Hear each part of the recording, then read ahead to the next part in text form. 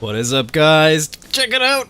New expansion for Guild Wars 2! Yeah, so this one is following Heart of Thorns, and it is aptly named the Path of Fire, as to juxtapose to, you know, one path ends, and now we're taking Path of Fire, or the Path of Exile, or whatever. But yeah, here it is. It was announced today on the stream, so if you missed the stream, obviously you could probably go back and watch the VOD and stuff like that, but I'm going to run through some of the details now.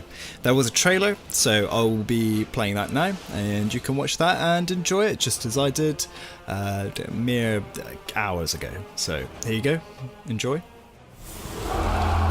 Commander, there's something I have to tell you. I went into the mists after my sword, but I found something else.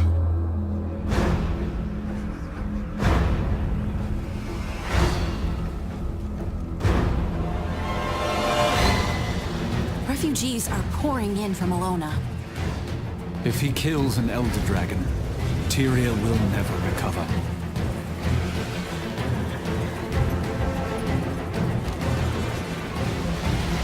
They cannot stand in the glory of Balthazar's light.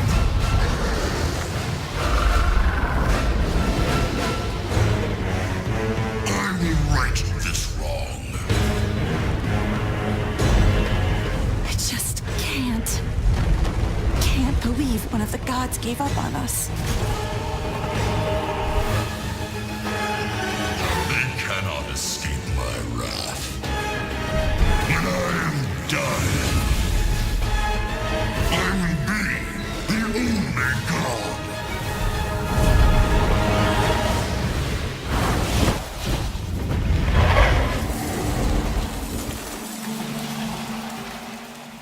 Alright, so let's get into the release page that you can see on Guild Wars 2. I'm going to drop some extra stuff from my notes that I remember from the stream, because there's some extra information that isn't actually on the page here itself. But basically, obviously we know that we're going to the Crystal Desert, and Balthazar is indeed the antagonist for this new expansion. So it says here, obviously, Tyria in Flames, Guild Wars 2 Path of Fire is the second expansion for the award-winning game Guild Wars 2. As the balance of magic comes undone, lead your allies in the hunt for the rogue god Balthazar, whose Scorched Earth campaign threatens the very existence of Tyria. And then a divine insurrection. Humanity has worshipped the six gods for centuries, even as their prayers went unanswered. Now the god of fire and war Balthazar has made an unexpected return, only to reveal himself as a ruthless manipulator with little regard for mortal life. This was all explained during season 3 of The Living World. Obviously Balthazar was disguised as Lazarus, and obviously we found out it wasn't Lazarus, he actually was Balthazar, but he had the mirror that was enchanted by Lissa, and that was how he managed to get away with it.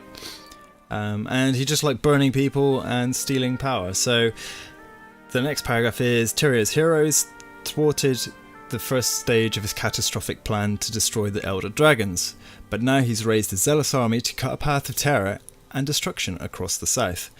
You must first halt their march before Balthazar sets the foundations of the world ablaze. So yeah, it's just setting up more so that Balthazar is the main antagonist for the story here. Of course, they're trying to make it known so that if you haven't played Season 3, then you can still kind of jump into the game and still know what's going on. But obviously those that have played Season 3 will know a lot more of the story and what's currently happening within the game. So again, we're going into the Crystal Deserts, which is marked here as the Forgotten Land. I wonder if that is also a ties to the actual race, the Forgotten, and whether or not we're going to go and see them at some point, because obviously they are known to live down in the Crystal Desert and Alona and all that kind of stuff. But there was nothing said in the stream or on this page about it. But here it says, Balthazar threatens the Crystal Desert and adjoining Kingdom of Alona with his Forged legions. The Forged are his new enemies. You get to see his new enemies. They are his new minions, I suppose. He's dropped all of the mercenaries. He's just gone in, like, hammered away on an anvil, and he's created these, like, magical robot type things to go and do his bidding.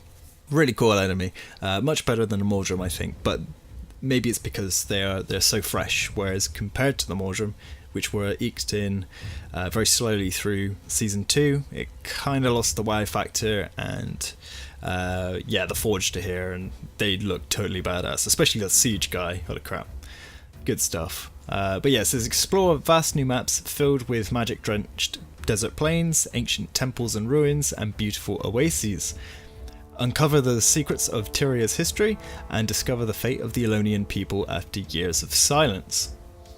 So we're going to get 5 new maps, technically 6 if you count in the guild hall, but yeah, we're going to get 5 new maps, and from what I've seen in the trailers and from the rest of the stream, those maps are fucking huge. There is no word of a lie when I say that. The devs kind of coined a term that the 5 maps that they've added for this expansion has the same playable terrain space as all of the maps added in Heart of Thorns and Season 3 of the Living World, just in those 5 maps, which, when you think about it, is actually huge.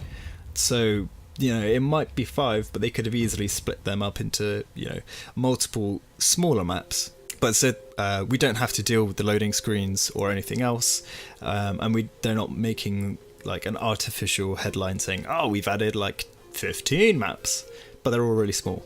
They've gone for less maps, bigger size. So let's hope it's not like Heart of Thorns where they say, "Yeah, the maps are really huge," and then they're on like 3 biome levels, and I'm hoping that's not going to be the same case, because it wasn't actually that technically in Heart of Thorns, because it was 2 maps with multiple biomes for some of the map, and then 2 kind of like really flat maps. So I'm looking forward to it. Should be good. So let's move on. There's new ways to explore. So the new mastery system they're adding, and kind of building upon Heart of Thorns and Living World Season 3 with the ancient magics. Mounts.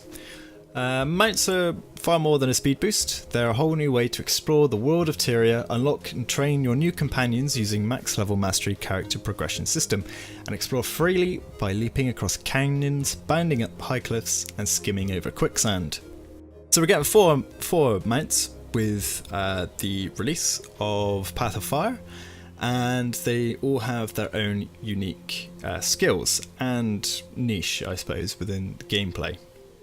Should be known that they're probably going to add more, possibly. I would like to see them add more over Season 4 and possibly Season 5 in terms of like mounts and, you know, different things. Obviously there's going to be different skins and things like that, but yeah, I'd really like to see some extra stuff, so I wonder what they've got to, you know, bring to the table in terms of that. Apparently there's some horribly creepy little spider mount that was giving everybody arachnophobia, and they had to cut it for that reason or whatever. But that sounds pretty cool. I don't like spiders, and it would freak me out, but I totally have that. So yeah, we've got the raptor on the left, then the spring in the middle, the jackal on the right, and at the bottom here we've got the skimmer. That's not the order that you unlock them. I do believe it's the raptor, springer, skimmer, and then the jackal. But they all have different abilities, as I've said. The raptor is able to leap quite an incredible distance forward, actually. It looks really good, and there's quite a few races as well, which just sound and look awesome. But that's pretty good, and you can upgrade it. You can also attack off of the mount. They didn't want to do mounted combat, which is a shame. I would have really liked to have seen mounted combat, but at the same time it kind of defeats the point of adding new elite specializations, so I can understand why they omitted that. But you can just dash in, and then like you do like a swirly strike, and then you can trait it. Well, you use the mastery points to, you know, suck them in, do more damage, etc, etc. But yeah, the raptor can leap, and the springer can jump really high, which is pretty cool. So it's obviously leaping up high cliffs and ledges like that. You can hot swap between the mounts as well, by the way. The skimmer can glide across the quicksand and water and other stuff. It looks to have some kind of turbo boost, possibly gliding mechanics as well, which would be pretty cool. And then the jackal here, the last one, which is very cool. He's made out of sand and stuff and can teleport. It kind of reminded me of like the Prince of Persia sort of stuff with the animations and things. But the difference between him and the raptor is that the jackal here can alter the direction whilst moving through teleport, whereas the raptor can't. It just like springs forward, whereas you can move with the jackal. Does also mean that jumping puzzles are going to be bloody insane with the jackal here, like absolutely horrific, I would imagine. I finally got round to doing the Chalice of Fire this morning. Chalice of Fire, Chalice of Tears. So see, I've already just repressed that memory. It's just, yeah, that was pretty good, so I'm looking forward. It should also be known that the devs have said that you can use the mounts in all of the core Tyria maps. Whether you can use them in Heart of Thorns, I'm not really sure, but yeah, that's so good. And you can also glide in the new maps, so that's going to be really good. Much like gliding is banned for certain areas of the maps because of breaking jumping puzzles and stuff, I would imagine it'd be the same case for the mounts, because the Springer will break all of them basically. So yeah, there's another big picture here. It's pretty cool. So we're moving on. The next section is on elite specializations. So you can continue to customize and evolve your level 80 character with a new elite specialization for each profession.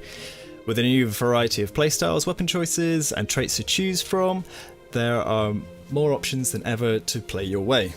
Now, of course, the elite specializations will take place of your old elite specialization, so you are not able to trait as a Daredevil and a Deadeye at the same time. It's one or the other, which is totally understandable. These elite specializations actually look really, really good. A hell of a lot more work has gone into these than the first wave of elite specializations have, for sure.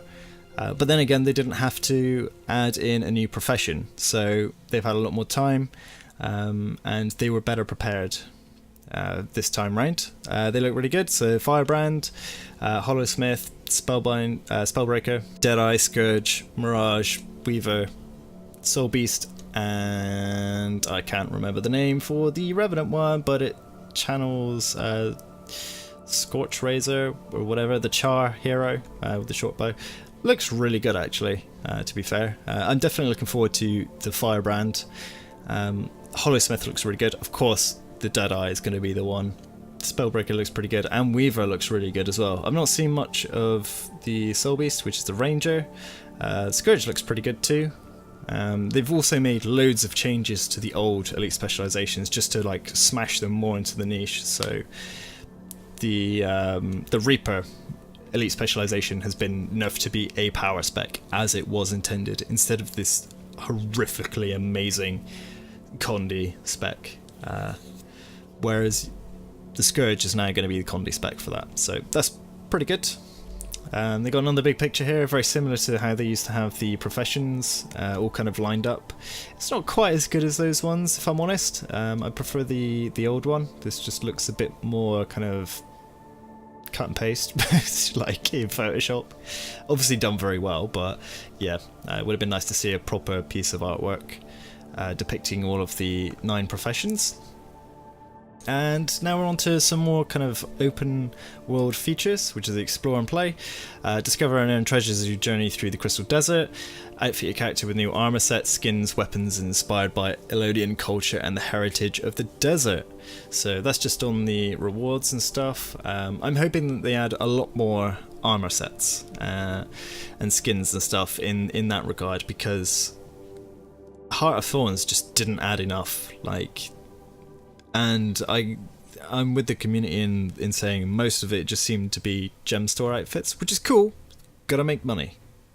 Gotta earn that dough somehow. But yeah, it's, even with the amount of work that they had to put in to make them, it did bother me a lot that you could only get one set of armor per class. Wait, per map.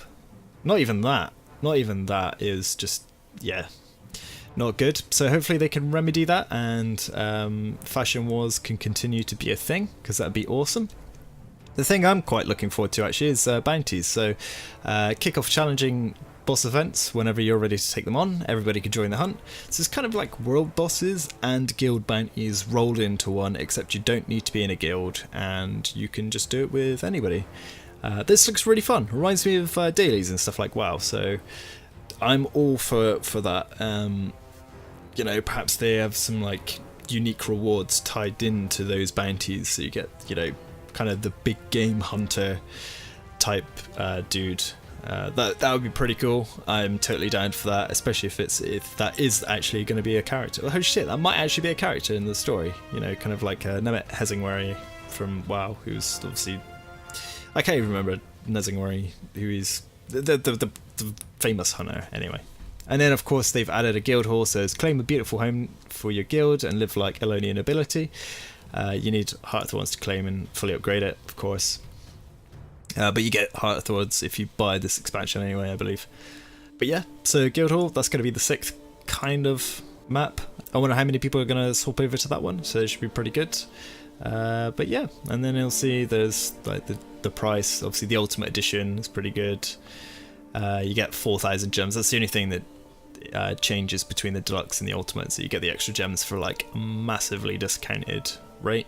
The Spear Marshal's Presence is an outfit, and the Lily of the Elon Permanent Pass is basically the Lava Lounge or any of the convenience places with the bankers and the trading posts and all the crafting stations and stuff, except it's on a boat and it's a floating casino, I believe. It's pretty cool. Identity repair kit. There are new hairstyles and stuff like that. There are a lot of new hairstyles from what I could see in the trailers, as you may have spotted, and everything else. So it's pretty good. And then of course you get Title Elonian Envoy and a Sun Spear weapon skin of your choice if you pre-purchase. So it's pretty good. And then you got a bunch of screenshots here, which are quite nice. But yeah, that's it. So if you've got anything to add, or if you've got any questions, I will be making some more videos on this, especially on some of the Elite Specialization stuff. I'd really like to do a video on the Deadeye, Now You Know, and Firebrand for sure. I was working on some videos, but I wasn't happy with the quality of them, and that's why I dropped it, especially when we knew that the expansion was coming out soon.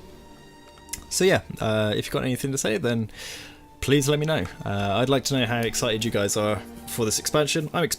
I'm excited. Everybody's excited. The hype train is in full effect. Let's get going. And yeah, so thanks for watching, and I will see you in the next one.